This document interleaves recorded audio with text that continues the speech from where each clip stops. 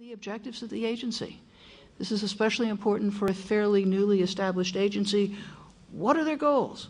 What does the agency seek to accomplish? And it should be comprehensive. What are all of the things that an agency can engage in? Not just law enforcement, but also investigation, study, and advocacy.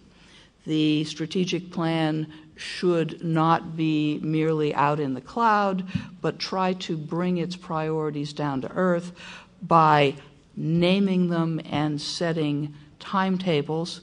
It serves as a basis to allocate resources, and in these days of scarce resources, that's important.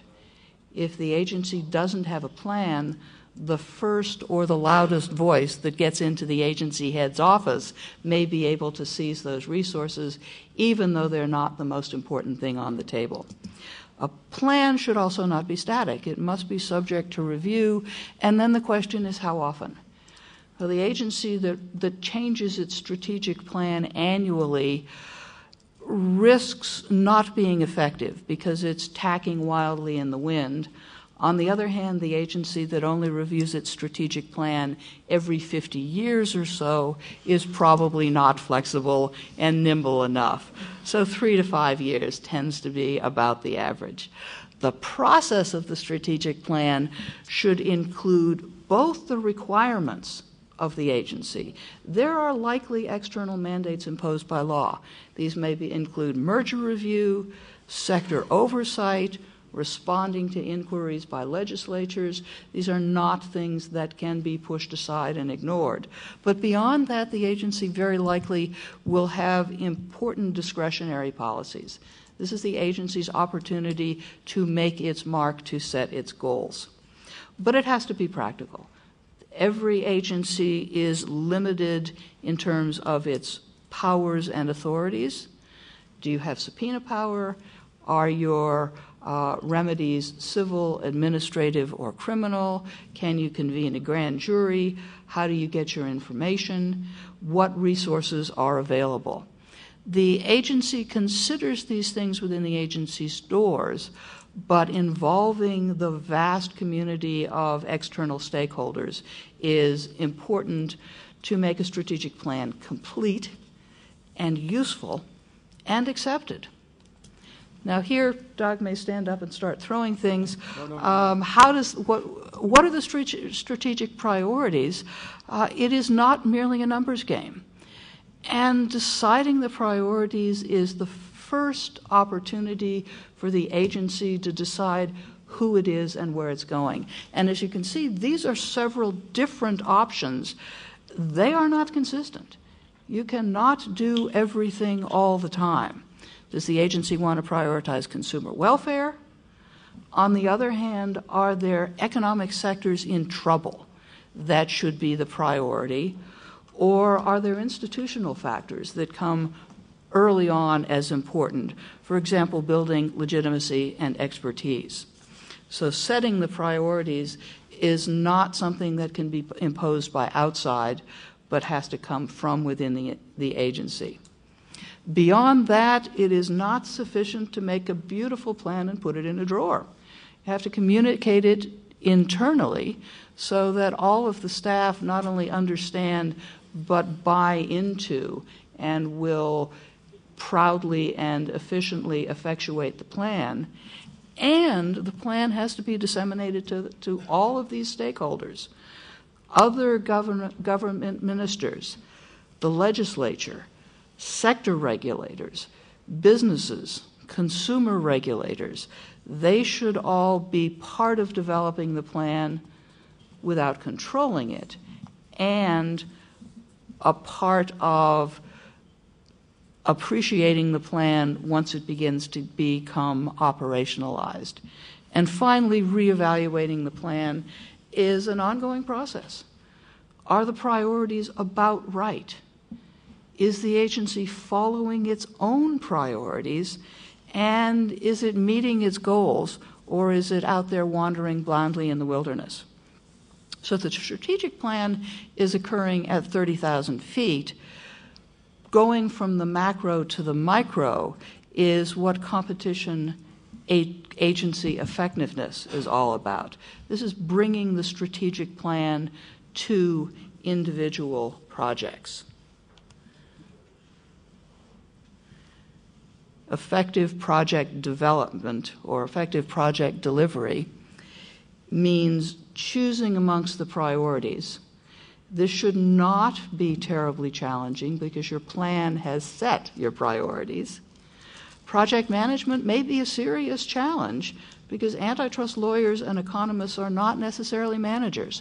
But it's important because absent management, then it's going to be difficult to implement a particular project, bringing the project from concept to conclusion, and finally producing results.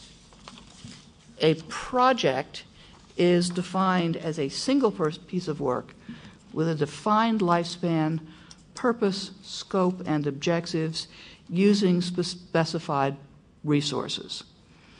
Examples of the projects go well beyond the case enforcement. It may include competition advocacy. It may include market studies. Pre-merger review may be discretionary. On the other hand, it may be mandated by your legislative directive. And then enforcement is, again, a very broad area. If you are in an agency or if you are consulting with an agency, where would you advise them to begin? With the cartel cases or the dominance cases? You can't do everything all the time. In selecting projects, the agency should consider delivering good value within its own authorizing environment and its own capacity limitations. Value to public involves balancing cost and benefit, and we heard a little about the problems yesterday when the representative from the United Kingdom talked about the problem of market studies that went on forever and didn't really produce anything.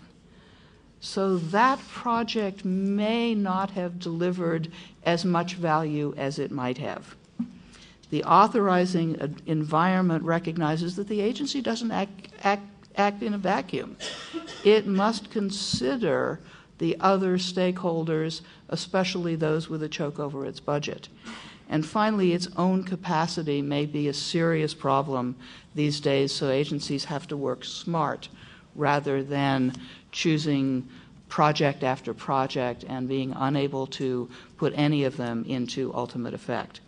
Project management is really a business term that talks about bringing the project through its life cycle, and it requires a strong project manager to make sure that works, and again, constant communication with the stakeholders.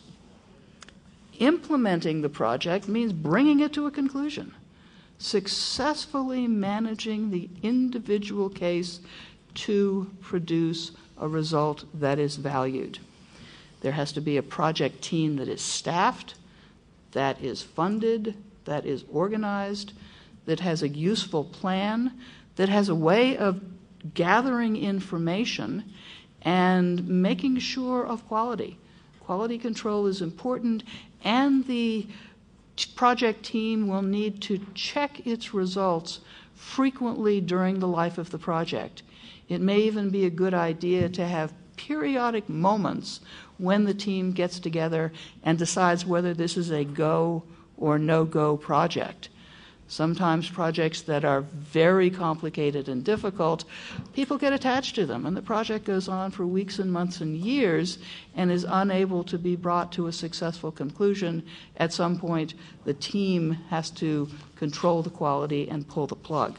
Again, engagement with stakeholders is important throughout the project.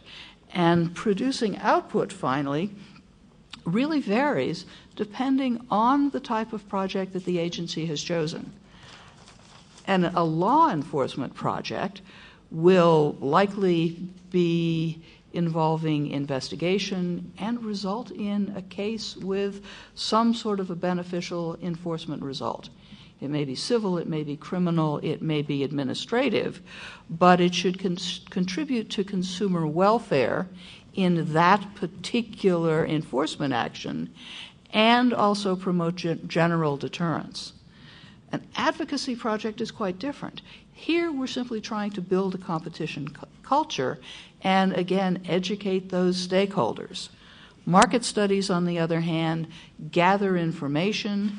They may be useful to inform regulators and persuade them to buy into a culture of competition and to encourage them to self-regulate in a competitive manner. So then at the end of the day, once you've had a successful project, the project should be evaluated seriously. What are the lessons learned in this particular project? How can this project then contribute to knowledge management, to capturing and banking expertise and knowledge for use in the next project? Assessing the impact of projects is something that all agencies, new and mature, think is a good idea, but have some difficulty operationalizing. Because the tendency is to be to run a project, produce an outcome, and if it's successful, everybody cheers and moves on to the next job. If it's not successful, everybody retreats in a funk and doesn't want to think about it anymore.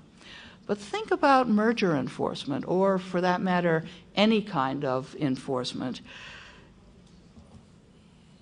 What is the result of a decision to either prohibit or pass on a merger? 5 years down the road, can we look back and decide whether or not the decision was a valuable one, or whether the decision should be exactly the opposite in the same situation? So an agency that is willing to consider the outcome of its projects, both in the short term and in the long run, is setting itself up for a continued pattern of successfully implementing a wide variety of projects. So the takeaway then is that international networks can be valuable. They can serve as good resources. They are sources of information and of collaboration, not of command and control.